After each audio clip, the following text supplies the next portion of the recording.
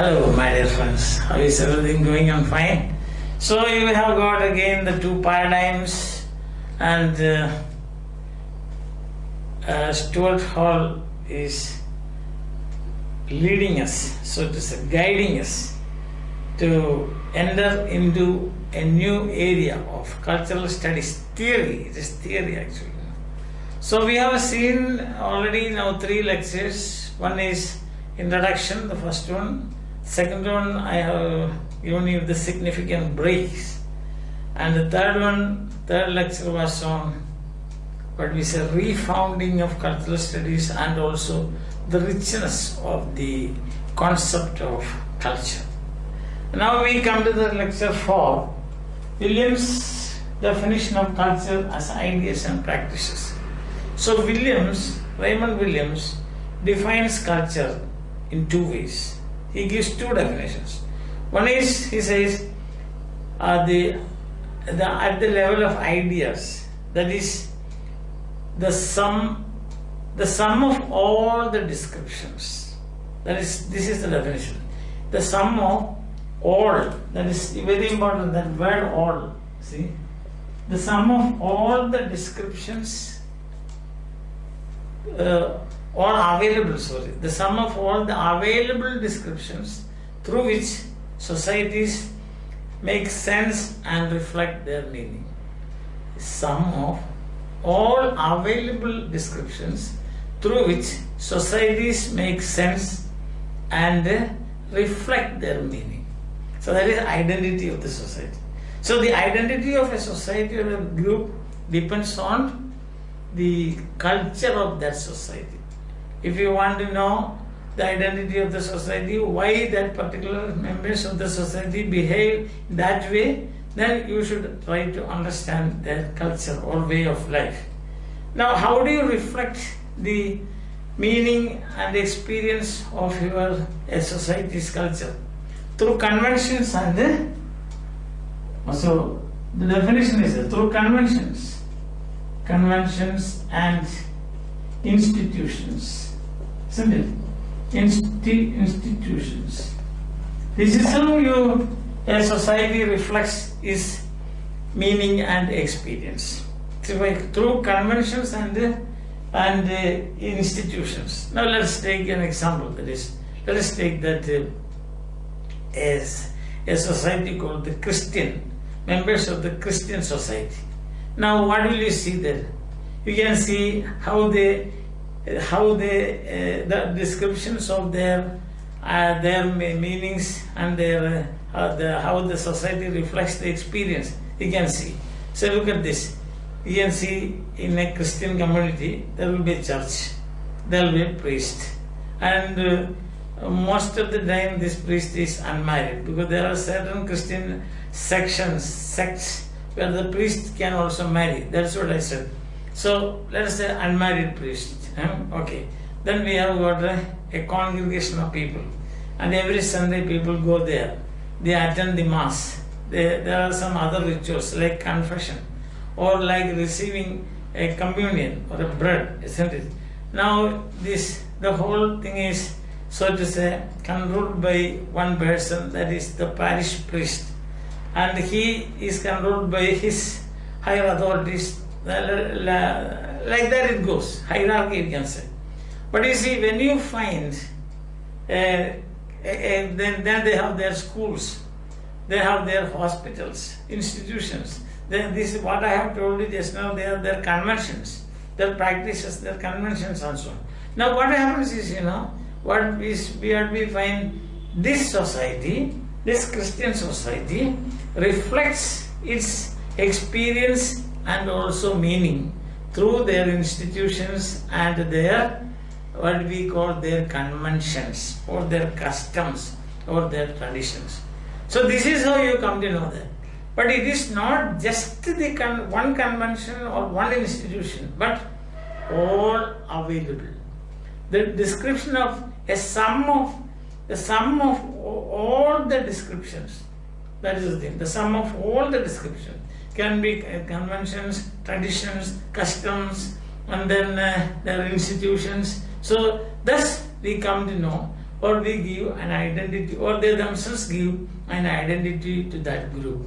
Understand? So, in between, what you should understand is not one or two aspect, not one or two institution, but all. That word all is important. You see, sum of all available descriptions.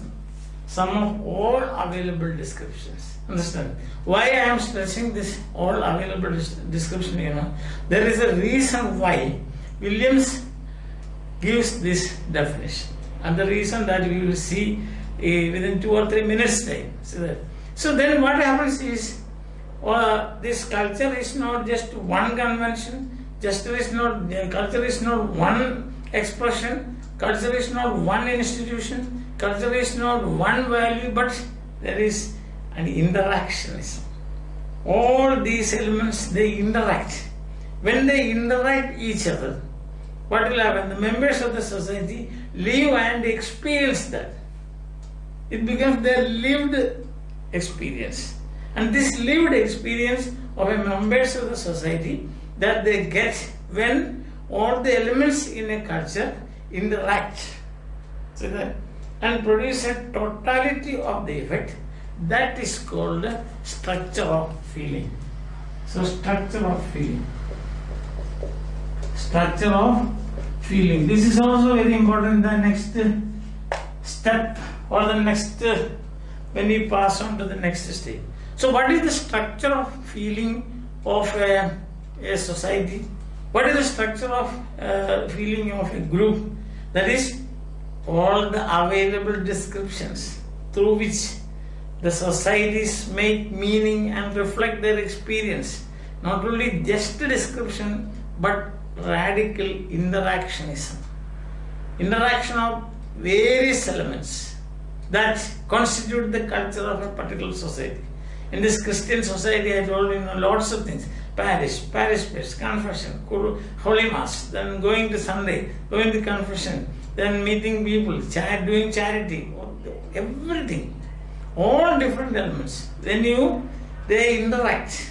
And when they interact means human beings interact. Human beings are the people who carry these structures.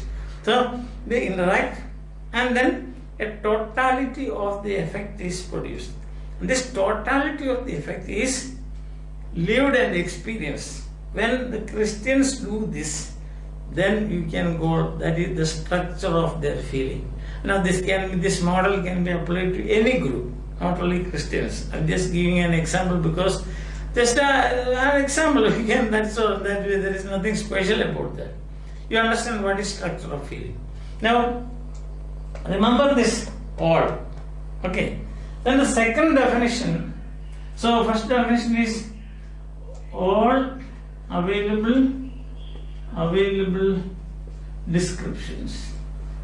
Descriptions through which societies make meaning and reflect their experience.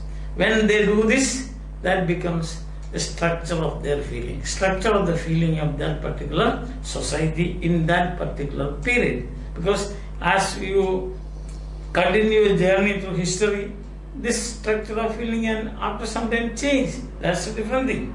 Okay. Now the second definition given by Williams is anthropological definition. Anthropology, that is study of the origin of man, so the origin of humans. Anthropos, that is Latin, sorry, Greek. Anthropos. Anthropos means man. See, we have got the English word philanthropy. Philanthropy, that is philia in Greek language means love. Anthropos means man. So philanthropy means love of man. Like again you have got misanthrop. Misanthrop means a person who hates man. There are different kinds of people, isn't it? Some people love man, some people hate man. So for all these things we have words. Say like this: philanthropy, philia. Philia means love, plus anthropos. Anthropos means man. So philia, love of man. This means philanthropy means love of man. That is charity. The other is misanthrope. Misanthrope is hater. Now, anthropological means practice. See that, think of how probably you can imagine how these different practices originated in the human societies. Probably first they were, what do you mean, the Stone Age people. Then you have the new Stone Age people. And then you find the hunter-gatherer. Probably the first time, that may be the first way that, the first method, so to say, that humans used for collecting their food. Hunting and gathering and sharing it with others. And then comes the next practice, agriculture. After that next practice, years of course, they started producing the small scale industries, then large scale industries. So these are practices. So Williams says that in the first case he says all available descriptions. That is about ideas. The second he says, anthropologically speaking, all available practices, all available practices and their interactions. See, for example, we are about farming. So how many elements are there? Their interaction means the elements of each cultural form, you can see. And the cultural forms themselves, they interact in the sense that we are in, you cannot isolate yourself saying that I am a farmer, so I will not go to market. You cannot say. So marketing is part of his life. I am a trader and therefore I will not work on the farm. That you cannot say. Or I don't know anything about farming. You cannot say. I am a teacher, so I will not go to anywhere, only I will sit in my class and school and then go to my home and then come back. No, that is not possible. So, human beings, as human beings, what do? You interact. Your practices, elements of different practices interact.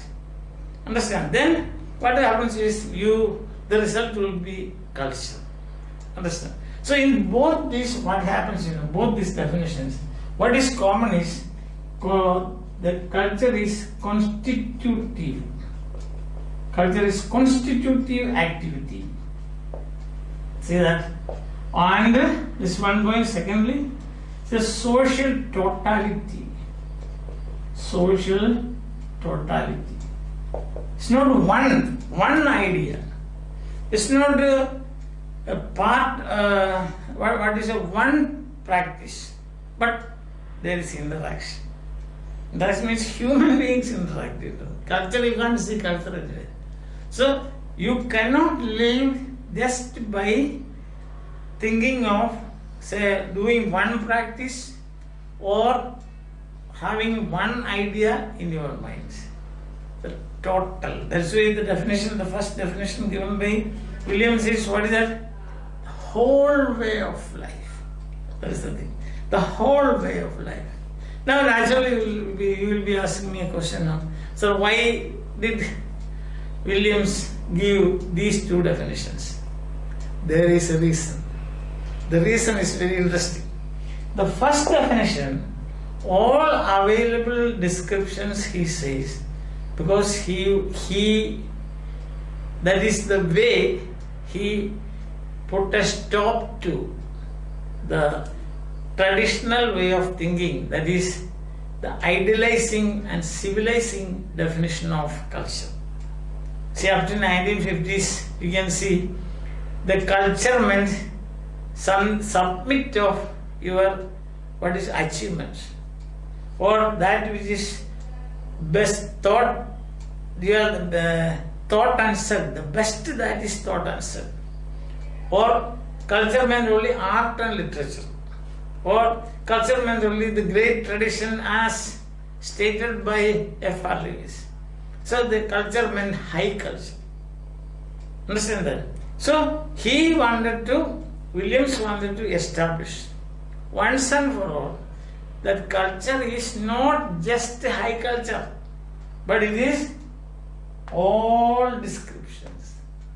Not just a description of art, not just description of literature, not just a description of classical studies of classical literature or classical art. No, that's only part of it. So when he defines culture as all the available description, sum of all the available discussions through which societies make sense and reflect their meaning, he says art and literature are also included in this. Art and literature is only one part of culture. Art and literature is, when you consider culture as a whole way of life, it is only part of that. It's only 10%. So to ward off, so to say once and for all, that to end, so to say, to write an epitaph, that is what the word used in the essay by STUART, or should they put an end? So this definition puts an end to the definition of culture as high culture. Do you get the point? Yes. Now what about the second one, social practices? Because there he was actually criticizing the Marxist view of culture as base and superstructure. Base and superstructure. And base, as you know, what is base? Economics or modes of production. So according to Marx, your culture is determined by modes of production or economics, economic determinism and vulgar materialism. That is what these people say. So he finds economic determinism and vulgar materialism in the Marxist view of culture. That is base and superstructure. The Marxist said base is economics or modes of production, and superstructure is culture. Culture means art, literature, your spirituality, your everything. So your religious attitude, your sexual orientations, your family, the way you set up your family, your entertainments, your holiday activities, your whatever you humans are doing now. Everything is controlled by economics or economic activity or modes of production. This he wanted to put an end to that also. One is applying a guillotine, you can say, cutting. First he said all descriptions. So with that he has put an end to the claim that culture is only high culture. And secondly, here he says all practices. He says all practice. Here they say only one practice. What is the modes of production? And here in this case there is also another defect. See, that is, according to the Marxist idea of culture, only the base can influence the superstructure. The superstructure cannot influence the base. It is a one-way traffic, like a one-way love. The boy loves the girl, but the girl doesn't. That way. Or the girl loves the boy and the boy doesn't. So it's a kind of one-way traffic as far as base and superstructure is concerned. That is why, again he stresses all practices and their interactions. Did you get the point? So, two reasons why Williams defines culture. One, as available descriptions, that is to put an end to the cultural debate, that is, culture is no more high culture.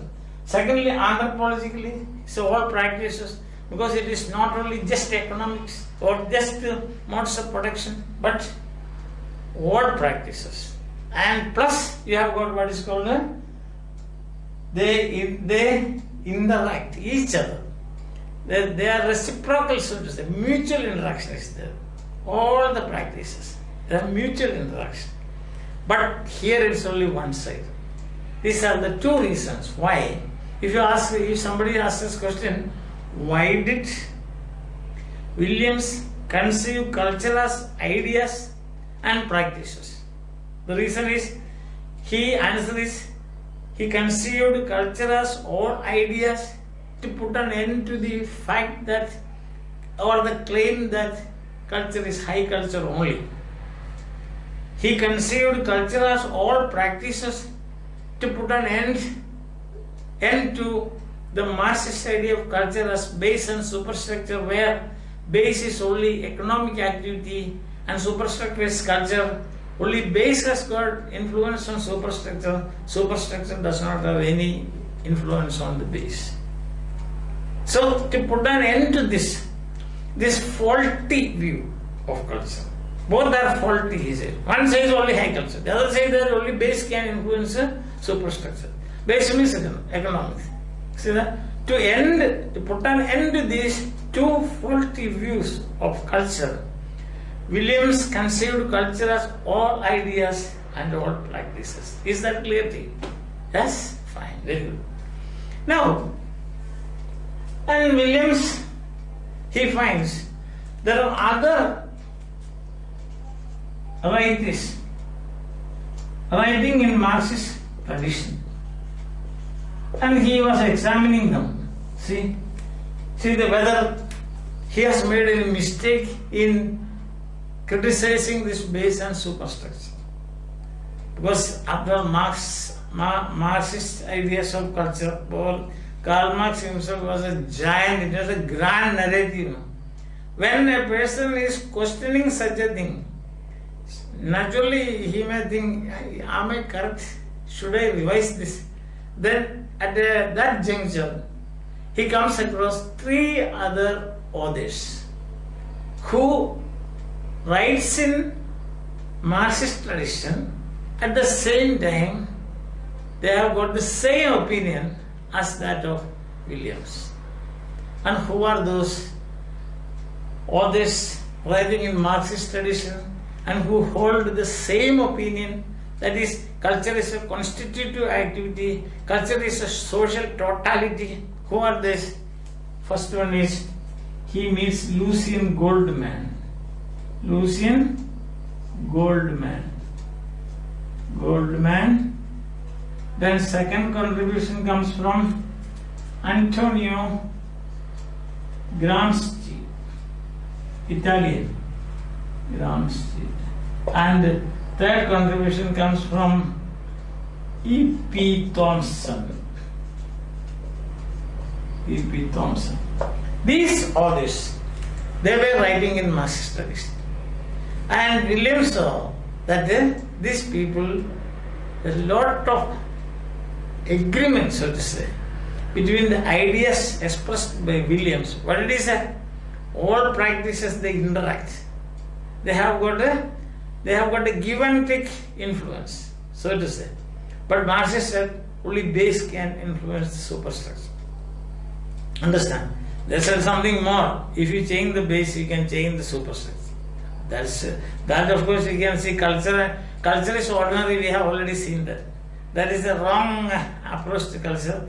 Because culture is a totally different thing. You cannot just mechanically change one thing and then which like changing the band of a TV or a radio. No, you cannot change the channel. You change the channel, you get a different program. Again you change the channel, then you get another program. Like that, change the modes of production, you get a new culture. Again change the modes of production, you get another culture. This is nonsense already, he has said. We have already seen that in culture and society, isn't it? Yes. Now he has these three authors writing in Marxist tradition.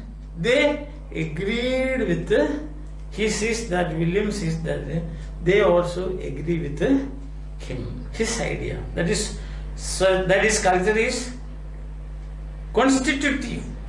There are many elements interacting. That's the thing. Many elements. See, multiplicity, so to say. Multitudinous. To take the word from Macbeth, it's a multitudinous. See, elements interacting, producing this experience, producing this structure of feeling, and so on.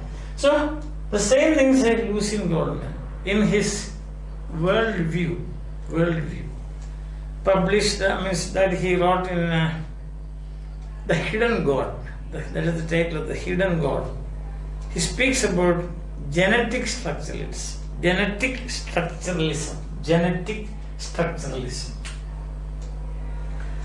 genetic structuralism and Williams structuralism and Williams structure of Williams finds almost the same. What is the structure of feeling? I have already told you, no? Interaction between different elements, then different patterns, different elements of culture, and then finally what happens? this is lived and experienced by a group of people or a community or a society, and that living and experiencing is the structure of feeling of that society. I told already, I given an example of the Christians, the Christian society as an example. Now here what happens is, what is the genetic structuralism? Genetic structuralism is, according to Lucien Goldman, that is ideas, inspirations and feelings elaborated by a whole society. See that whole, W-H-O-L, whole society. Like culture is a whole way of life. He says, what is culture? Culture is, he says, ideas, aspirations and feelings elaborated by a whole, members of a whole society. All the members of the society. So that means it is constitutive activity, not a few. So that all. And that is culture according to him. That is his worldview. And this worldview he calls genetic structuralism. Now, why does he say like that? Because he says this elaboration of ideas, then ideas, aspirations and feelings of a whole society, the best expression of this you can find in texts written about it. See, especially for example a novel. See, in a novel what happens is, there is the imaginative world created by the author. But from where does he get the raw material for this imaginative world? From the empirical world. Empirical world means the actual world. And there is a relationship between the imaginative world created by the author and the empirical world outside. And this relationship is Mendel structures. And this Mendel structures he calls genetic structuralism. I will give an example. Just everybody is familiar with the Far from the Madding Ground. So in the imaginative world of the novel, you find Sergeant Roy, Bathsheba Everdeen, Boldwood, then Gabriel Oak, and all those minor characters, the life in the village, farming, you can see the cloudy sky, then you find another person from outside the world comes in, and that is Sergeant Roy, and Bathsheba Everdeen is attracted by him. All his smartness and his ability to exhibit his tricks before her, etc. And she falls in love with him. These things we know, and he has another affair. So this is the imaginative world created by Thomas Hardy in the Far from the Madding Ground. But this imaginative world has a counterpart in the actual world. Understand that? Or the empirical world. Actual world means the empirical world. So the raw material for this novel comes from the actual world or the empirical world. Understand? And there is a connection between these two. This connection is Mendel, he says. True. Because we also see many things. But we can't write a novel like this. But he assimilates this in his mind, and then in the smithy of his mind, as James Joyce would say, it undergoes changes, see that, and then the work of art is produced. But Sergeant Roy, Boldwood, Gabriel Oak, Bathsheba Everdeen and Annie, etc., these are people in the imaginative world. Corresponding that there must be some other people in the actual world also. So there is a connection between both, the relation between both this actual world and the imaginative world. And this relationship is Mendel or Mendel structures. This Mendel structures he calls genetic structuralism. But remember, whatever we say, the entire activity is constitutive. That is the point. So ideas, aspirations and feelings elaborated by a whole, W-H-O-L-E, a whole society. That is it. So it is constitutive, culture is constitutive. I think that is clear to you, no? Then second is Antonio Gramsci. Antonio Gramsci's idea is hegemony. Hegemony, this is his idea. Hegemony means, that comes from the Greek word hegemon. Hegemon means leader. So in hegemony what happens? According to him, culture is power. So in a hegemonic situation, what happens is, the leader tries to influence the people, persuade the people. Influence, it's a process. It's a process of persuading, coaxing, or influencing, and acquiring power. Not by force. They don't use force.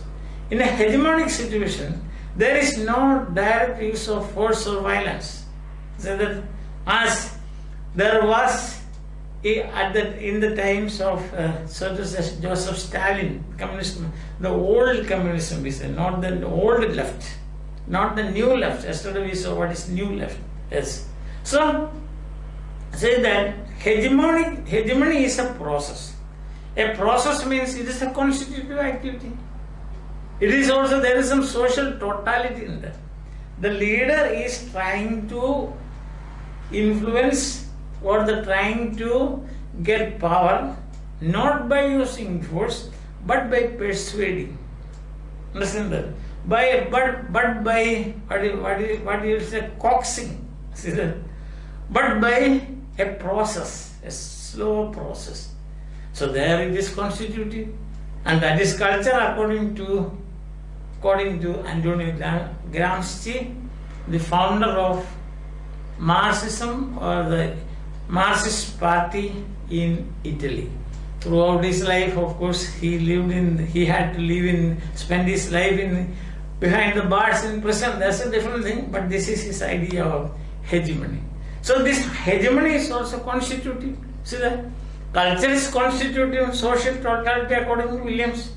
Genetic structuralism is constitutive, because as we have already seen, it is ideas, aspirations and feelings generated by or elaborated by a whole society. So it is constitutive, not part, not based on superstructure, not high culture. You always keep that in your mind, you see. So these ideas are circulating in the mind of Williams. And the third one, Thomson.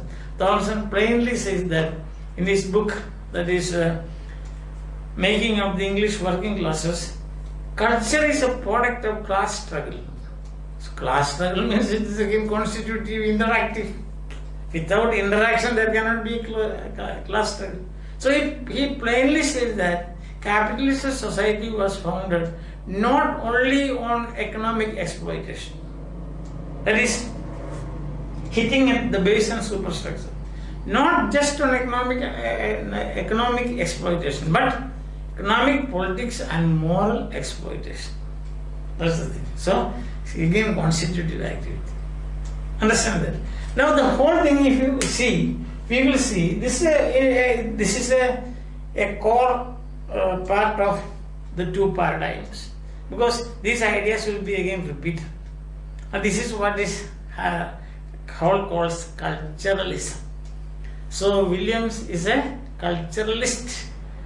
When you study the theory of culture, Williams' position is the position of a culturalist, because soon we will be seeing there is another major position called structuralism. So what is culturalism? Culturalism means lived experience. Culturalism means interactive, radical interactionism between different elements of a culture, between different elements within a particular practice. For example, I tell you Christmas, or you have got Deepavali, let's say. Deepavali, it is a cultural practice. Okay, it's a cultural expression. Now there are many elements in that. There is lighting of the lamps there.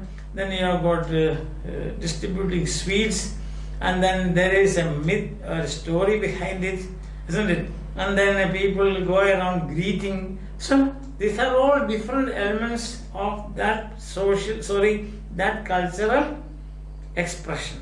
So they also interact. These elements also interact within. You see, within culture there is elements interacting and different forms of culture interacting. See, different patterns of culture interacting. Patterns. For example, let's see this festival. Festival is a pattern, but there are different festivals are there. Isn't it? Festival, as a simple example would be greeting. Greeting has a pattern, but there are different ways of greeting. You can greet. You can greet like this, namaste. You can say, you can say that, or you can say like this, or you can greet like this. See, there are different ways. Or if your backbone is very healthy, you can greet like that. So there are different ways of greeting. But there is only one pattern. What is that pattern? What is the event? Event is greeting. But you have got different forms of greeting. Understand that?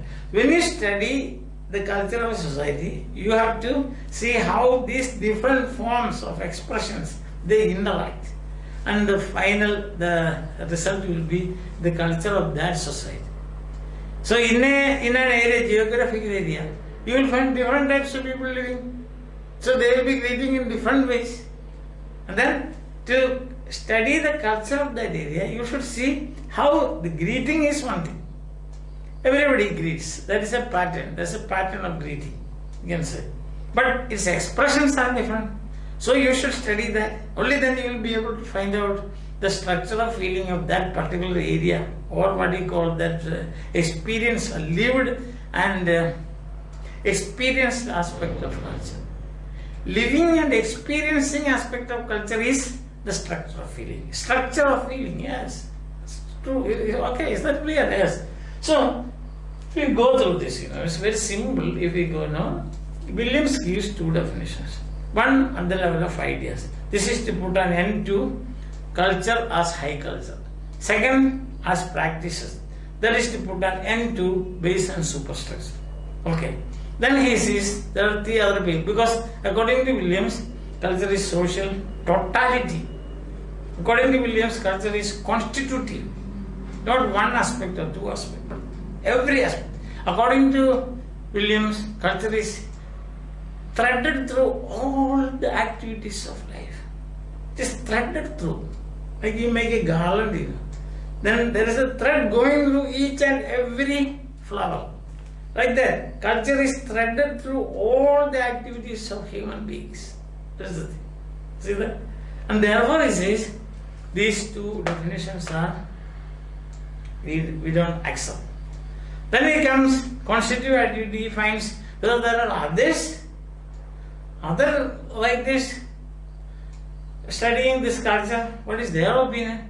Then he found three people. They are all writing in Marxist tradition. And they are Lucien Goldman's genetic structuralism, that means his worldview, that is worldview, expressed in his book, The Hidden God. And what is that worldview? The worldview is ideas, aspirations and feelings are elaborated by a whole group of people, the whole society, all the members of the society. The best expression of this you will find in a text, let's say a novel. And this novel gets this expression or the content from actual world. Actual world is the empirical world. Novel's world is the imaginative world. So there is a relationship between imaginative world and the actual world. And this is Mendel. Mendel in your mind, Mendel structures. These Mendel structures is called genetic structuralism. So finally, what is culture? Culture is constitutive. This is the point. Culture is constitutive. Culture is social totality, he said. Second, Gramsci said it's a process. So it's understood. When it is a process, something is a process, it's a lot of interaction. So that is also, he also agrees with Williams. And then comes Thomson. Thomson says, very plainly he says it is class struggle. See, there is a conflict between classes. And he also says that capitalist society was founded not only on economic exploitation, but constitutive activity, means consisting of economic, political and moral exploitation. So that means that is also constitutive activity. I think that you have understood what I have told you. If you have got any doubt, of course, you can contact me. As I have already said about my email, that is Professor Thomas Mathew at gmail.com. Okay? If you like my videos, please let me know. And if you like my videos, then what you should do is, a favor you can do, you can subscribe to my channel and also tell your friends. If it is useful to you, then definitely it will be useful to them also, isn't it? And therefore we hope that there will be a kind of mutual interaction between the teacher and the student. Understand? So there's a give and take. This is not based on superstructure. This is give and take. This social totality between your experience and my experience. I hope that you understand.